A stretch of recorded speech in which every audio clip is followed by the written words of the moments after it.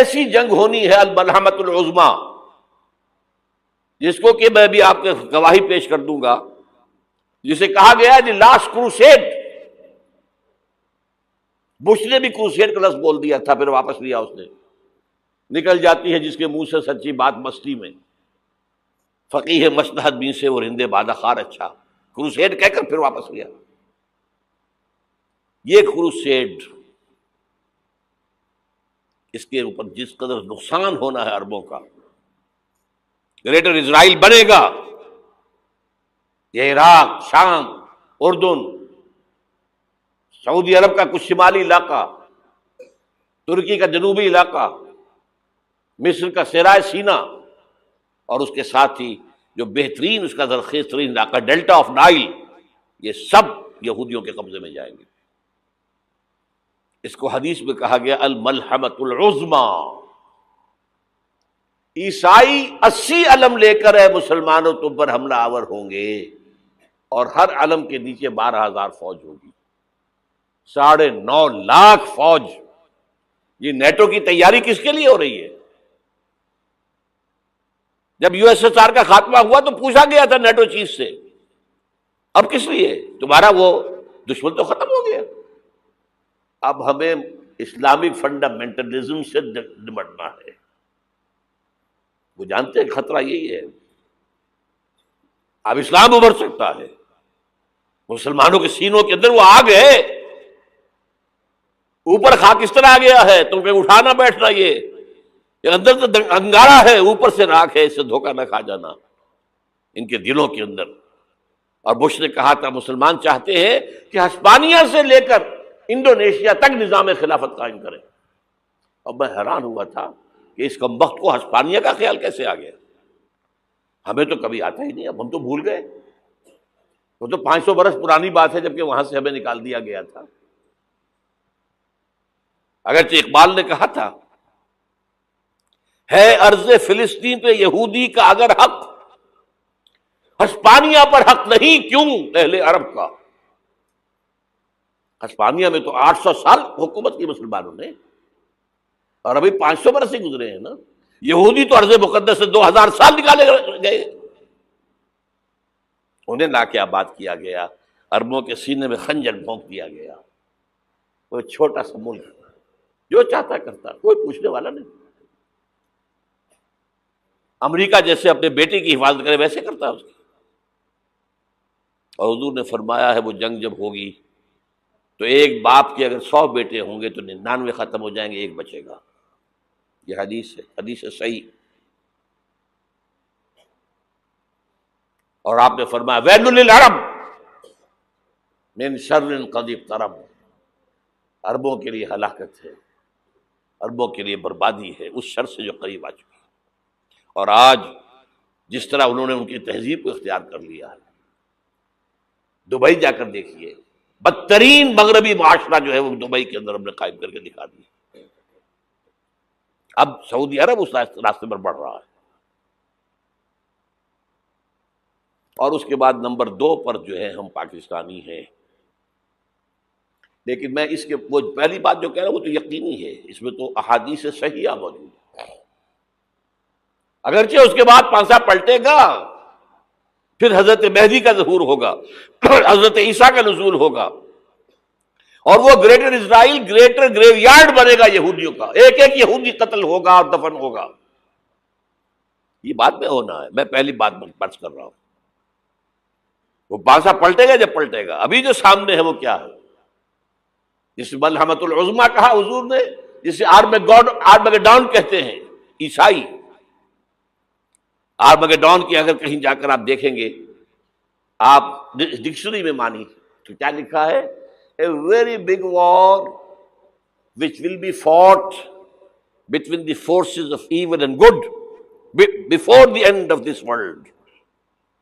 اس دنیا کے خاتمے سے پہلے خیر اور شر کی قوتوں کے درمیان بہت بڑی جنگ ہوگی۔ ارمجدون اسے کہتے ہیں عربی میں، اور آرمگیڈون اسے کہتے ہیں انگریزی کے اندر، اور یہ بائبل کی آخری کتاب کے اندر ہے، جو اس میں کہ مکاشفات یوحنا، ریولیشنز آف سینٹ جان۔ یہ تو میں کہہ رہا ہوں یقین کے ساتھ، اور زیادہ دور نہیں ہے۔ آیا چاہتا ہوں، اس لیے کہ یہودیوں کا اور عیسائی جو کنزرویٹوز ہیں، نیو کنزرویٹوز، ان کا 5 نکاتی ایجنڈا ہے متفق علیہ، جس کے تحت کہ یہ جنگ صلیبی شروع کی گئی ہے. وہ سن لیجئے آپ. آرمیگیڈون نمبر 1، گریٹر اسرائیل قائم ہو جانا اس کے نتیجے میں نمبر 2، مسجد اقصی اور قبۃ الصخرہ کو گرانا نمبر 3، وہاں تھرڈ ٹیمپل، وہ مسجد جو حضرت سلیمان نے بنائی تھی 1000 قبل مسیح میں، پھر برباد کی تھی نبوکدنضر نے، دوبارہ بنائی گئی، پھر دوبارہ ختم ہوئی 70 عیسوی تک گری پڑی ہے. ان کا خانہ کعبہ گرا ہوا ہے 70 عیسوی سے لے کر آج تک. ایک دیوار ہے ویلنگ وال، جہاں جاتے ہیں، روتے ہیں، پیٹتے ہیں، ماتم کرتے ہیں، وہاں وہ بنے گا تھرڈ ٹیمپل. اور نمبر 4، اس میں لا کر رکھا جائے گا تخت حضرت داؤد کا. یہ تخت کہاں ہے اس وقت؟ یہ لندن شریف کے اندر، جو ان کی پارلیمنٹ کا جو چرچ ہے، ویسٹ منسٹر ایبے، اس میں رکھا ہوا ہے. ایک پتھر تھا جس پر بٹھا کر حضرت داؤد کی تاج پوشی ہوئی، پھر حضرت سلیمان کی ہوئی، پھر وہ پتھر رکھ دیا گیا جب حضرت سلیمان نے بنایا ہیکل مسجد اقصی، وہاں رہا وہ. ہر بادشاہ جو تھا یہودی اسی کے اوپر بٹھا کر اس کی تاج پوشی ہوتی تھی. سن 70 میں ٹائٹس نے گرایا اسے، ہیکل کو، وہ پتھر لے گیا، وہاں سے روم گیا، روم سے آئرلینڈ گیا، آئرلینڈ سے اسکاٹ لینڈ آیا، اسکاٹ لینڈ سے انگلینڈ آیا، اور اب وہ رکھا ہوا ہے 14ویں صدی عیسوی سے آج تک. وہ ویسٹ منسٹر ایبے میں رکھا ہوا، ایک کرسی کی سیٹ میں اسے بنا دیا گیا ہے تخت کی شکل میں. اب انگریزوں میں کوئی ملکہ ہو، کوئی بادشاہ ہو، جس کی بھی تاج پوشی ہونی اس میں ہوتی. یہ لا کر رکھا جائے گا تھرڈ ٹیمپل میں، اور اس پر یہودیوں کے خیال کے مطابق ان کا مسیحا آئے گا جو مسیح دجال ہوگا. عیسائیوں کے خیال کے مطابق حضرت عیسیٰ آئیں گے، وہ ہمارا بھی خیال ہے حضرت عیسیٰ آئیں گے علیہ الصلوۃ والسلام. بہرحال یہ تو بات کی باتیں ہیں نا. اس وقت جو میں عرض کر رہا ہوں، عربوں پر بہت بڑا عذاب، اور پاکستان کا معاملہ البتہ یہ ہے، میں یقین سے نہیں کہہ سکتا. ہینگنگ ان دی بیلنس، ہو سکتا ہے اللہ تعالیٰ ہم پر رحم فرمائے، ہو سکتا ہے، اگرچہ اس کی کچھ شرائط ہوں گی. چمن کے مالک اگر بنا لیں موافق اپنا شعار، اب بھی چمن میں آ سکتی ہے پلٹ کر چمن سے روٹھی بہار، اب بھی ہو سکتی ہے. اور یہ بھی ہو سکتا ہے کہ اللہ تعالیٰ نے معجزانہ طور پر ہمیں ملک دیا، ہم نے اللہ سے بدعہدی کی، وعدہ خلافی کی، غداری کی، لہذا سزا دی جائے اور ہم سے یہ ملک چھین لیا جائے. It's just possible. دور نہ سمجھے، اسے انہونی بات نہ سمجھے. جو گھیراؤ ہو رہا ہے آپ کا، آپ کے مغرب میں نیٹو فورسز اور مشرق میں بھارتی فورسز گدھوں کی طرح بیٹھے ہوئے انتظار کر رہے ہیں پاکستان اور ڈسٹیبلائز ہو جائے، یہاں اور بدامنی ہو جائے. اب لاہور میں پھر آج دھماکے ہو گئے ہیں. 2 دن پہلے کا دھماکہ میں سہ کے آیا ہوا ہوں، آپ کے سامنے بیٹھا ہوں. وہ جانیں بچی ہیں، جو ہماری اکیڈمی کا حشر ہوا وہ میں آپ کو نہیں بتا سکتا. یہ سارا کیوں ہو رہا ہے؟ تاکہ یہاں بدامنی ہو جائے اور ہمیں جواز مل جائے. مغرب سے نیٹو فورسز داخل ہو جائیں، مشرق سے بھارتی فورسز آ جائیں، اور ہمارے ایٹمی دانت توڑ کر اور پھر ہمیں بھارت کے سامنے ڈال دیا جائے. نو ڈو ایز یو لائک. یہ ان کا نقشہ ہے. ہوگا کیا وہ اللہ جانتا ہے، ہوگا وہ جو اللہ چاہے. لیکن اللہ کا چاہنا جو ہے وہ کس پر منحصر ہے؟ یہاں انقلاب برپا کرو، یہاں اسلام لاؤ. اگر دھندوں میں لگے رہو گے تو وہ خود بخود نہیں آ جائے گا انقلاب. صحابہ نے جانیں دی تھی، کتنی تکلیفیں اٹھائی تھی.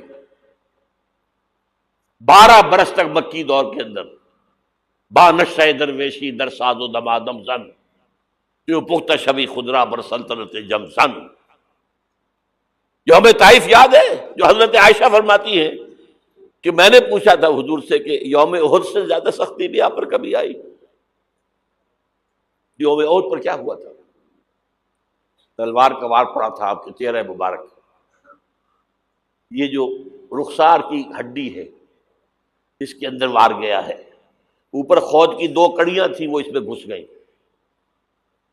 2 دندان مبارک شہید ہوئے.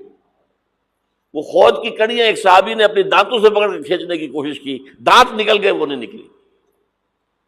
کیا جتن کر کے نکالی گئی ہوگی تو خون کا فوارہ آیا، اتنا خون گیا ہے کہ آپ بے ہوش ہو گئے، گر گئے، اور مشہور یہ ہو گیا کہ آپ کا تو انتقال ہو گیا، شہادت ہو گئی. یہ سیرت کبھی پڑھی ہے؟ حضرت عائشہ کے ہوش کا تو یہی دور تھا نا.